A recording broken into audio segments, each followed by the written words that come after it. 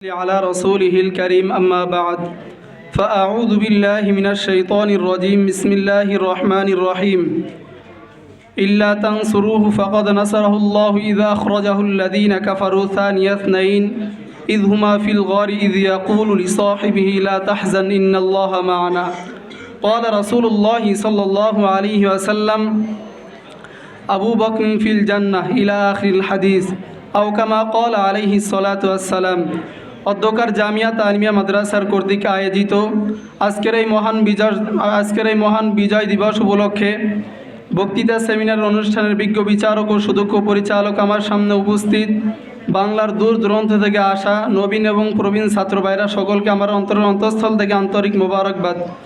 প্রিয় উপস্থিতি, আপনারা সকলে পূর্ব থেকে অবগত আছেন। আজকে যে বিষয়টি নির্ধারণ করে দেওয়া হয়েছে তা হলো হযরত আবু বকর রাদিয়াল্লাহু তাআলা আনহু এর জীবনী। আল্লাহ চাহে তো এর উপর কিঞ্চিত আলোকপাত করার চেষ্টা করবো ইনশাআল্লাহ, ওয়া মা তাওফীকি ইল্লা বিল্লাহ। প্রিয় উপস্থিতি, পৃথিবীতে যুগের পর যুগে এমন কিছু মহামানবের আবির্ভাব হয়েছে যাদের নামগুলো পৃথিবীর ইতিহাসে স্বর্ণ অক্ষরে লিপিবদ্ধ করা হয়। পৃথিবীর বুক থেকে তাদের নামগুলো কখনোই মুছে ফেলতে পারবে না। তাদের মধ্যে অন্যতম একজন হলেন আজকের আলোচ্য ব্যক্তিত্ব হযরত আবু বকর রাদিয়াল্লাহু তাআলা আনহু। হযরত আবু বকর রাদিয়াল্লাহু তাআলা আনহু মক্কার বিখ্যাত কুরাইশ বংশের বনু তাইম গোত্রের উসমান ইবনে আমের এবং সালমা রাদিয়াল্লাহু তাআলা আনহুমের ঘর আলোকিত করে 573 খ্রিস্টাব্দে তিনি জন্মগ্রহণ করেন। হযরত আবু বকর রাদিয়াল্লাহু তাআলা আনহু শিশুকাল থেকেই ছিলেন অত্যন্ত নম্র, ভদ্র এবং সৎ চরিত্রবান। তিনি রাসূল সাল্লাল্লাহু আলাইহি ওয়াসাল্লামের শিশুকাল থেকেই তিনি রাসূল সাল্লাল্লাহু আলাইহি ওয়াসাল্লামের সাহাবী ছিলেন, অন্তরঙ্গ বন্ধু ছিলেন। হযরত আবু বকর রাদিয়াল্লাহু তাআলা আনহু ছিলেন একজন বড় ব্যবসায়ী। যখনই তিনি কোনো মুসলমান গোলামকে তিনি অত্যাচারিত দেখতেন তখনই তিনি তাদেরকে ক্রয় করে তিনি তাদেরকে আজাদ করে দিতেন। হযরত আবু বকর রাদিয়াল্লাহু তাআলা আনহু তিনি ছিলেন হিজরতের সাথী, রাসূল সাল্লাল্লাহু আলাইহি ওয়াসাল্লামের হিজরতের সাথী ছিলেন।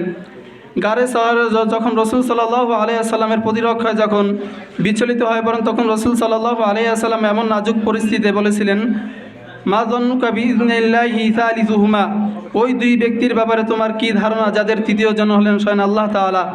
এই শর্তগুলো চিরকালের জন্য সার্টিফিকেট হয়ে থাকবে, এর চেয়ে বড় সম্মাননা আর হতে পারে না।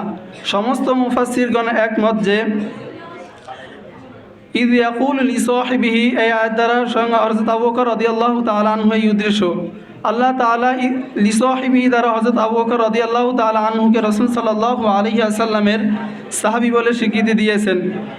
এজন্য ওলামায়ে কেরাম বলেন, যে ব্যক্তি এই আয়াতের অস্বীকার করলো সে ইসলামের গণ্ডি থেকে বের হয়ে যাবে। প্রিয় উপস্থিতি, হযরত আবু বকর রাদিয়াল্লাহু তাআলা আনহু দানের দিক দিয়ে কেমন লোক ছিলেন। তাবুক যুদ্ধের সময় যখন রাসূল সাল্লাল্লাহু আলাইহি ওয়াসাল্লাম বলেছিলেন, তোমাদের যা রয়েছে, তোমাদের যার ঘরে যা রয়েছে তোমরা তা আল্লাহর রাস্তায় দান করো, তখন হযরত আবু বকর রাদিয়াল্লাহু তাআলা আনহু তার ঘরের সমস্ত সম্পদ আল্লাহর রাস্তায় দান করেছিলেন।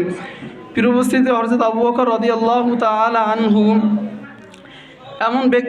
এমন ব্যক্তিত্ব রাসূল সাল্লাল্লাহু আলাইহি ওয়াসাল্লামের পর তার স্থান রয়েছে।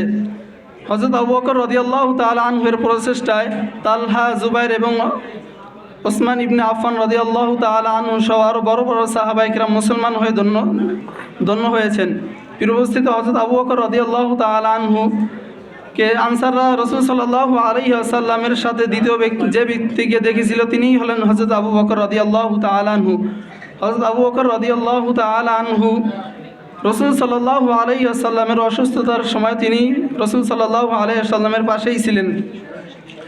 রাসূল সাল্লাল্লাহু আলাইহি ওয়াসাল্লামের ইন্তেকালের পর যখন তিনি খিলাফতের মসনদে বসলেন তখন কিছু লোক যাকাত দিতে অস্বীকার করে। তখন তিনি তাদেরকে উদ্দেশ্য করে বলেছিলেন, যে ব্যক্তি যাকাত দেওয়ার ব্যাপারে সামান্য টান বাহানা করবে আমি তাদের ব্যাপারে যুদ্ধ ঘোষণা করাম।